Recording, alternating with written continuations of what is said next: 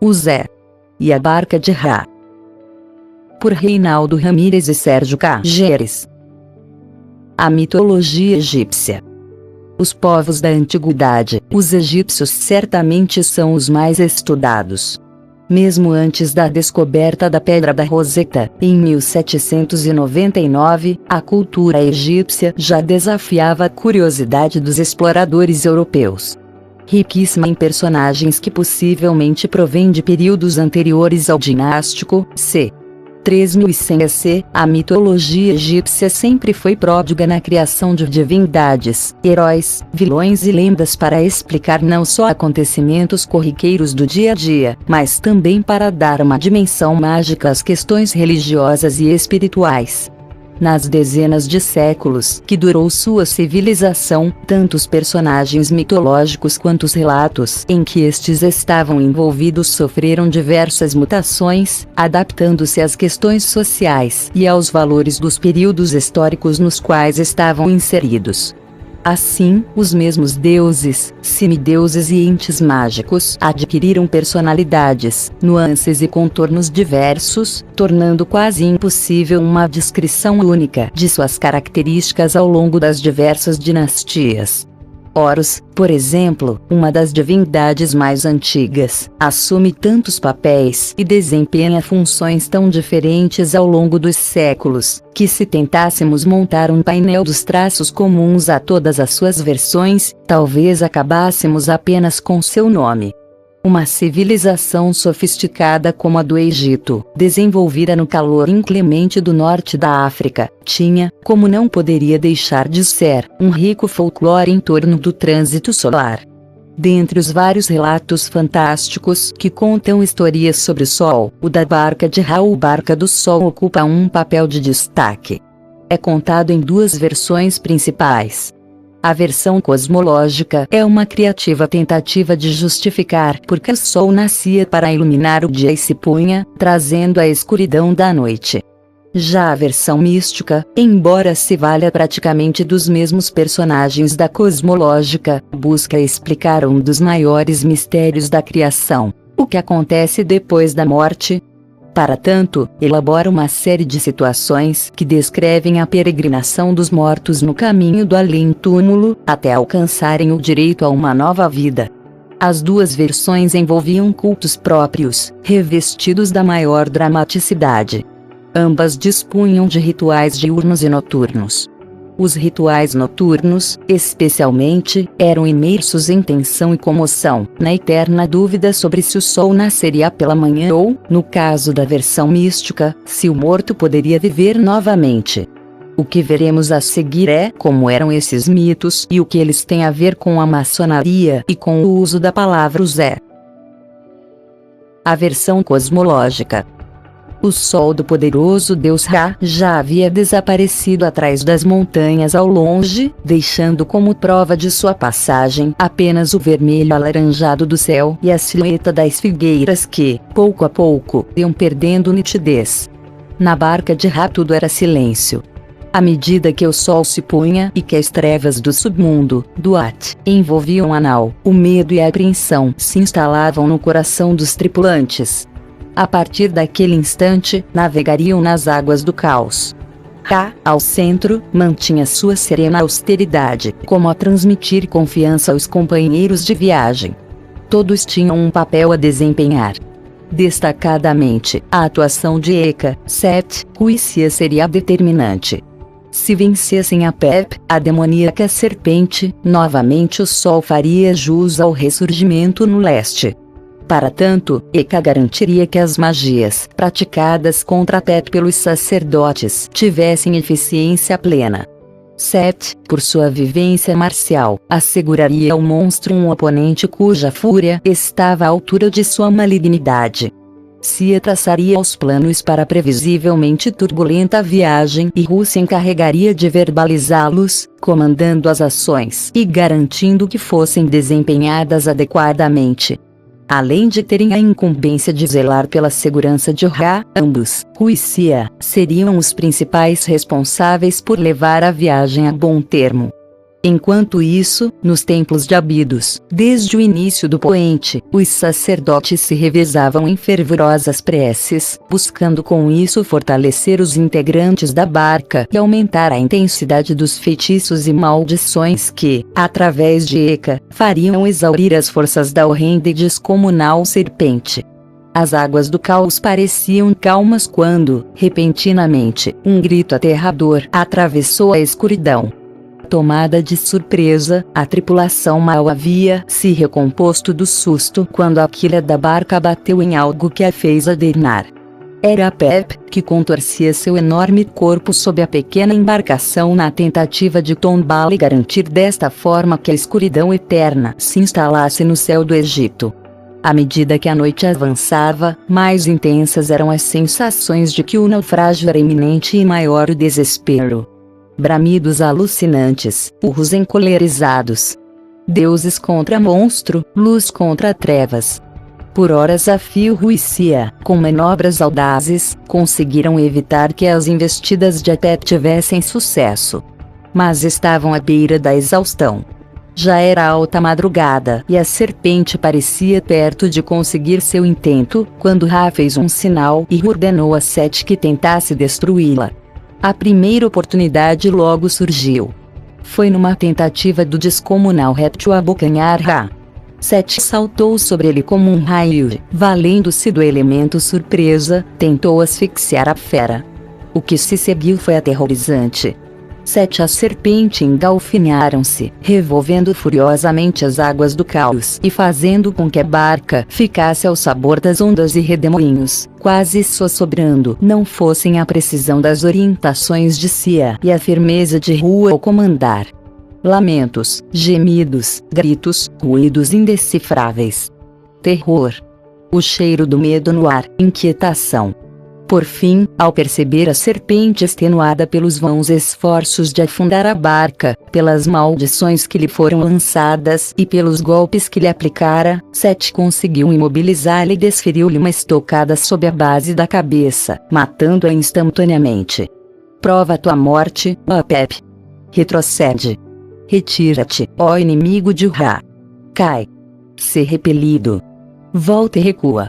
Eu te faço voltar e te corto em pedaços. Ra triunfou sobre Apep. Prova tua morte, Apep. Ecoavam os hinos no templo. Trazido de volta à barca, Set foi recebido com alegria pelos companheiros. Mas, acossado pela vaidade, ufanou-se de ter sido o único responsável pela morte da traiçoeira cobra, o que provocou a ira de Ra, que imediatamente o fez abandonar a embarcação, deixando-o numa das margens do caos. O prosseguiu no comando, ordenando as manobras previstas por Cia, até que, finalmente, com Ra são e salvo, puderam concluir sua vitoriosa peregrinação pelo submundo. A estrela da manhã brilhava no céu. A despeito das dificuldades e obstáculos da viagem, a barca de Ra, trazendo consigo o astro-rei, poderia novamente cumprir sua viagem no firmamento egípcio. Os primeiros raios de luz apontavam no horizonte. Reunidos num dos altares e banhados pela claridade, desgastados, mas ansiosos por aquele momento, os sacerdotes, num misto de alívio e intensa emoção, saudavam os principais responsáveis pelo feito. Ajoelhavam-se em direção ao nascente e exclamavam a uma só voz: Rússia! Rússia! Rússia! O sol voltar a brilhar. A versão mística. Como dissemos antes, esta versão se utiliza basicamente dos mesmos protagonistas da versão cósmica, embora com diferentes ênfases. O sol da versão cósmica transforma-se aqui no morto que almeja o renascimento ou, como querem alguns, a libertação eterna. Para conseguir seu intento ele deveria, durante a vida, ter pautado suas atitudes pela pureza e pela correção. O julgamento seria conduzido por Maat, agora à frente da barca, garantindo, em primeiro lugar, que o coração do morto fosse pesado para avaliar suas ações. Fosse bom, e seria mais leve que uma pena. Caso a balança de Maat pendesse para o lado do coração, estaria condenado à escuridão e aos tormentos perenes no submundo que esperava os adeptos do mal. Um lugar de incessantes castigos, repleto de entes maléficos gerados pelas perversidades do mundo, que despiriam o corpo do falecido e destroçariam suas entranhas como abutres, deixando-o ao sabor da decomposição. Os maus teriam seus corações arrancados e suas almas ficariam perdidas, sem terem como voltar ao corpo original. Ficariam entregues à sede e à fome, e só teriam acesso às águas pútridas emanadas das fossas da impiedade. Mate não mais ouviria suas súplicas e, como Set, teriam que deixar a barca. Seu tormento jamais cessaria. Já os bons, veriam suas esperanças de renascimento se materializarem como um raio de luz ao amanhecer, enquanto os sacerdotes responsáveis por ajudá-los em sua vitória sobre a morte cantariam hinos e comemorariam exultantes. Celebrariam a força de Ra e saudariam aqueles que transportaram o morto pelas águas do caos e o levaram incólume ao seu auspicioso destino final, bradando: Rússia! Rússia! Rússia! Ecos de Rússia. Não temos como afirmar que a lenda da barca de Ra era exatamente assim. Algumas versões posteriores transformam Ra em Horus e, ao que parece, surge por isso um novo relato para a epopeia da barca, embora com moral condizente com a anterior. Os egiptólogos nos dão conta de que, em algumas dinastias acreditava-se na existência de duas barcas, uma noturna, Mesektet, e outra diurna, Mandjet, cujas tripulações variavam entre si, embora na versão diurna Rússia sempre estivessem presentes, em geral apresentados como uma dupla. Até há algum tempo os estudiosos imaginavam que Sia e Ru pudessem ser personagens menores no panteão egípcio, mas as descobertas das últimas décadas mostraram que eram deuses importantes, e mesmo o papiro de Ani, também conhecido como Livro dos Mortos, relata cerimônias realizadas em sua homenagem. Sia personificava a percepção, o planejamento perspicaz. Ru representava a voz de comando, a fala que infunde respeito. Indícios de sua influência podem ser encontrados na cultura árabe pré-islâmica, onde Usa era uma deusa cultuada como uma das três filhas do Deus Supremo, protetoras da cidade de Meca. A tradição diz que era a estrela da manhã, Vênus, o que mostra que, de fato, está relacionada a Rússia. Seu nome tem a mesma raiz de Isa, que significa glória. Os nabateus, povo ancestral semita, a consideravam a deusa da fertilidade. Uma notável surpresa para nós maçons é que, posteriormente, na época de Maomé, havia uma tribo numerosa, denominada Gatafã, que reverenciava a caça egípcia sob este nome. Na mesma linha das semelhanças fonéticas, a tradição judaica menciona um certo Uzai, Uza, ou Uzia, fiel conselheiro de Davi, e, mais tarde, o Sefer Zohar refere-se a Uza como um anjo que se opôs à criação do homem. Já na Grécia, Aristóteles utilizava a palavra ousia para expressar as qualidades essenciais de algo. É impossível garantir que todos esses nomes tenham Rússia como origem, mas, certamente, alguns deles são repercussões da exaltação àquelas divindades nos vibrantes rituais egípcios. As variações que julgamos potencialmente provenientes de Rússia são aquelas que têm conotação de aprovação, regozijo ou júbilo, algo equivalente às interjeições salve ou vive em português, ou que, de alguma forma, mostram semelhanças com o papel que ambos representavam nos mitos. O caminho para os nossos rituais. A primeira citação de Usa na língua inglesa data de 1573. O dicionário Oxford inglês diz que nos séculos 17 e 18 Usa era um cumprimento ou saudação usada por marinheiros para homenagear quem embarcava ou desembarcava. Na realidade, uma interjeição exclamativa. Menciona-se também que a expressão era um grito repetido em uníssono, sincronizadamente, quando os marujos atuavam em conjunto para puxar os cabos das velas ou as amarras da embarcação. Há relatos de que nos séculos 18 e 19 três usas eram dados pela infantaria britânica antes das cargas, como meio de ganhar moral e de intimidar o inimigo. Há quem diga que eram 2 usas curtos, seguidos de um terceiro, mais longo, dado durante a carga final. De todo modo, e embora não existam provas documentais sobre isso, é possível deduzir que, a partir do Egito, a reverência à Ruícia tenha se espalhado por todo o Oriente Médio, como ocorreu com várias divindades. O olho de Horus, por exemplo, era, e ainda é, presença frequente na proa das embarcações mediterrâneas. Da mesma maneira, é bem plausível que Ruícia tenham se tornado, por motivos óbvios, inspiradores ou padroeiros dos navegantes da região e que seus vestígios tenham sido repassados a outros povos. Foi dessa forma, acreditamos, que o brado utilizado no rito escocês antigo e aceito deve ter chegado aos marinheiros ingleses e depois, pelo fato da Inglaterra ser um país onde as atividades navais ocupavam grande destaque, passado ao resto da sociedade não só como exclamação de alegria e aprovação, mas também como designativo de união e atitude solidária. Disso, talvez, advenha sua adoção pela maçonaria. Mackay diz que antigos manuscritos franceses do rito escocês antigo e aceito mencionavam a palavra Oshea como aclamação, que ele supõe que seja uma corruptela do usa inglês. No mesmo livro, apresenta um poema que parece ser um ritual em versos, datado de 1750, que diz numa de suas estrofes: a multidão com 3 usias conclui.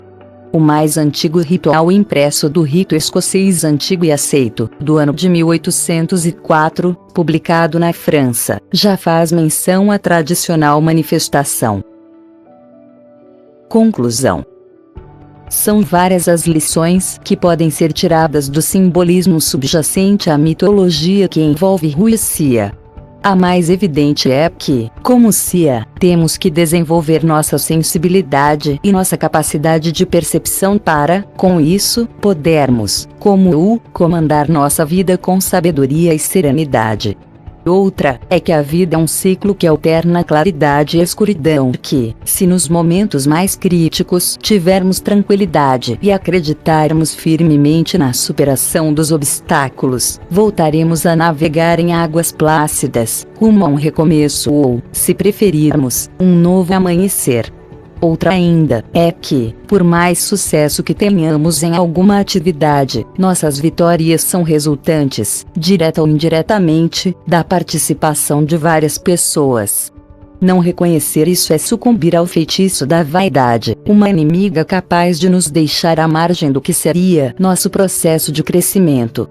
Por fim, talvez devamos admitir a participação divina em nossa evolução, embora reconhecendo que esta é, paradoxalmente, individual e precisa ser conquistada por cada um de nós, pelos nossos próprios esforços, mormente considerando que há mesmo muito mais coisas entre o céu e a terra. Para tanto, precisaríamos aceitar, também, porque se aguçarmos a percepção, como Cia, sentiremos isso em nossas vidas, que essa evolução se processe pelo enfrentamento corajoso das provas interpostas em nossos caminhos, todas elas cada vez mais sutis, exigindo decisões também sempre mais refinadas, que são aprimoradas e fortalecidas pelos valores e vibrações da corrente iniciática a que estivermos ligados nesse caminho até a liberdade. Essas provas, das menores às maiores, sempre nos apresentam a opção de 2 caminhos a seguir, como uma polaridade divina necessária, metafísica, evidentemente preservando nosso livre-arbítrio. Mas isso todos nós já sabemos razoavelmente bem. O que difere esta concepção das demais é a constatação de que uma sequência de caminhos adotados equivocadamente, os chamados caminhos de esquerda, das paixões e intransigências, ilusórios e mais fáceis, pode nos levar à perda irreparável de valores edificantes, arremessando-nos irremediavelmente, perdidos, para dentro do velho e dantesco labirinto, em cujo portal está a sentença: Laiciate ogni speranza, voce intrate. Para evitar isso, é necessário fortalecer nosso ruo interior para que ele nos guie à senda da luz. Essa dicotomia, entendida como instrumento de evolução, nos é transmitida pela sagrada iniciação e nos oferece um ciclo específico de experiências que precisamos viver e vencer para aprender como chegar ao reino dos céus conscientemente, entrar, enfim, num próximo ciclo por opção própria, jamais por intermediação de terceiros, nas nossas relações com Deus. Assim, a partir dessa divina dualidade, e segundo decisão pessoal inarredável, podemos construir nossas próprias pontes, saltando o abismo da morte definitiva, o labirinto onde poderemos ficar irremediavelmente presos, deixando no lugar de partida tudo que já não se preste ao progresso ou que deva ser descartado para, quem sabe, aproveitamento em outro estado de evolução. Entretanto, essa polaridade, inevitável, parece claro, nos oferece a salvação, gradativamente, em cada etapa do trabalho para a evolução da consciência, para nos tornarmos heróis de nós mesmos, verdadeiros Hércules, vencedores de todos os difíceis trabalhos que irremediavelmente se sucedem e precisam ser vencidos, como condição sine qua non para termos o direito de vivenciar o novo ciclo, como Irão, que a cada nova volta do Sol, ele próprio, percorre as 12 colunas de vivências indispensáveis e conquista o direito de renascer para uma nova luz, sem que ela o segue. Será que é isso mesmo? Ou isso é apenas o caminho de aproveitamento das energias que contemos, e que a verdadeira maçonaria nos propõe, mas que, por não entendermos direito, desperdiçamos pela estrada da vida apaixonada, onde prevalecem as ilusões dos sentidos? Shilusa. Em resumo, é possível aceitar a mortalidade da alma humana que não alcança os níveis mínimos de consciência para o novo ciclo, nesta vida ou em futuras. Mas, destaque-se, faz-se referência aqui à alma universal, Mahatma, que registra, para aproveitamento futuro, as experiências de todos que conquistam o direito de entrar na barca da salvação. Disso tudo, evidencia-se a necessidade de conhecer, pelo menos em linhas gerais, a constituição oculta do homem, antes estudada nos excessos colégios iniciáticos, ora levemente citada e simbolizada no avental maçônico. Mas, ainda assim, os mistérios do pós-vida permanecerão. Coincidentemente, o mito da barca de Ra faz lembrar também os relatos daqueles que passaram por experiências de quase morte. O túnel, a escuridão inicial, a luz magnífica, tangível, envolvente. Depois, a paz indizível, o encontro com entes queridos, a doce alegria, a ternura do amor. Alguns cientistas defendem que estas impressões são apenas decorrência da privação de oxigênio ou da liberação de endorfinas em casos de trauma. Quem sabe?